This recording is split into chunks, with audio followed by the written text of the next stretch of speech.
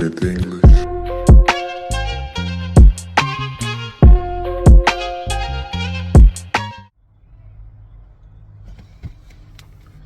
Love my t-shirts, man. Yo, got a problem. It's a trend I've noticed going on with these cars out here.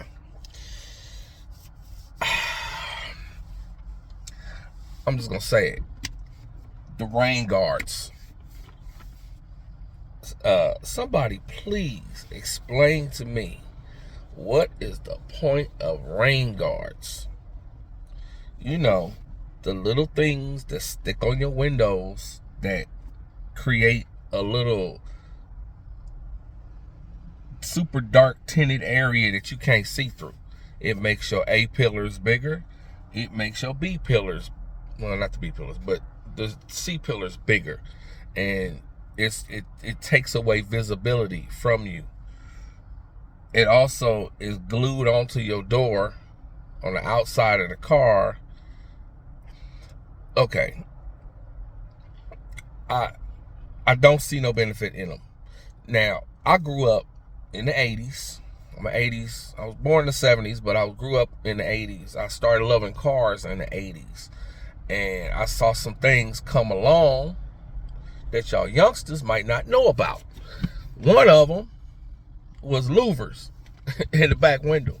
See, that started in the 70s, or in the mid 70s, because see, there was no such thing as window tint back then. So the only way you could cool your big ass hatchback window off, which all cars had long laid out back windows, pretty much everything, sedans, all of that, Novas, RX-7s, Zs.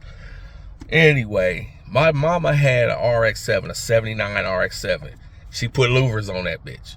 My father had a 78 280Z. Put louvers on that. Everybody had louvers because that's how you kept the sun out your back window and kind of halfway cooled the car off. This is before window tint. When window tint came out, them things disappeared because they was big and clunky and useless.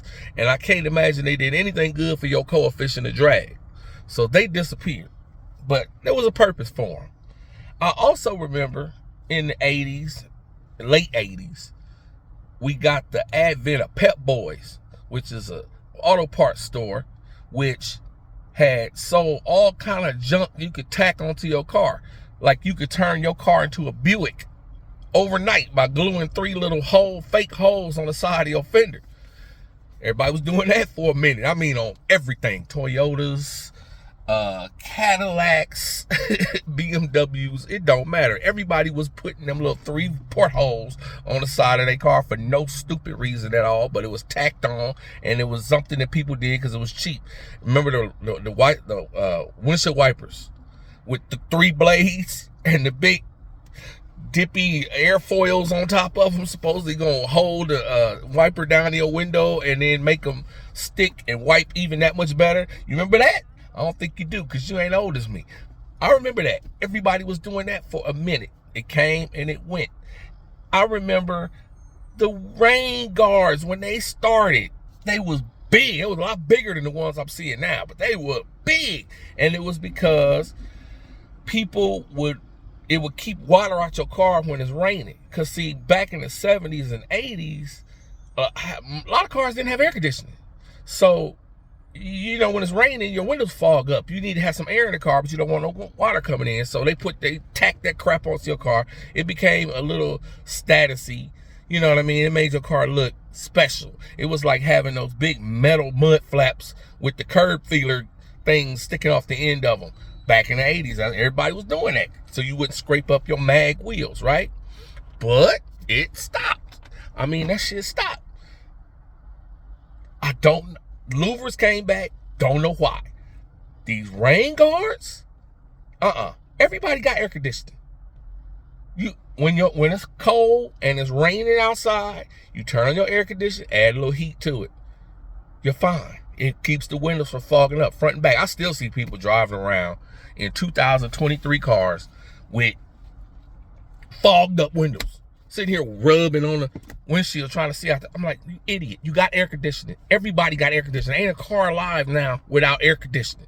Put some air conditioning on, turn on the heat, and keep it pushing. Put your rear defroster on. Do whatever you got to do. There's no reason for them ugly ass tacked on rain guards. Now everybody's doing it now, and it's a status symbol.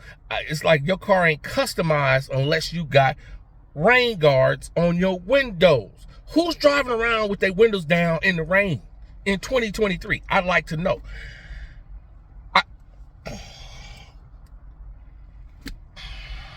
I don't understand why you feel the need to destroy. Y'all remember Pontiac? Pontiac was a car company that disappeared, part of GM, and in the 80s and 90s, their whole design language was tacking on stuff to the body of the car. Every Pontiac seemed like it had a big rubbery guard around the bottom half of the car. Weird looking spoilers somewhere, something tacked onto it. That's what made it a Pontiac. That's what made it sporty. We got over that quick. Pontiac even gave it up before they went away. But bringing the rain guards back, man, it's like neck tattoos. You can't be a rapper unless you got neck and face tats. It's like you're not even accepted. Now it's like you haven't customized your car unless you got rain guards on your windows. I'm sorry, I know some of the nicest cars out, people that get tons of views, they got tons of followers, all of that, their cars are hot to death, have the rain guards on their car. For what reason? I don't know. It's like driving around with the handicap placard stuck in your window. You ain't supposed to have it there. It blocks your view. It's unsafe. It's like, take that shit off. You don't need it. It don't do nothing but make your car uglier.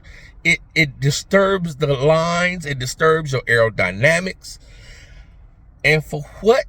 And you live in California. Mind you, this is SoCal, where I'm seeing everybody's car has them. It never rains in this bitch. And if it do, you park that car and you don't go out the house. This is Cali, okay? We ain't got snow. We got rain, and rain screws up everything. People know, do not take your Hellcat out in the rain. Do not take your red eye out in the rain. Why are you putting rain guards on your car in SoCal? Talk to me. I don't get it, fam.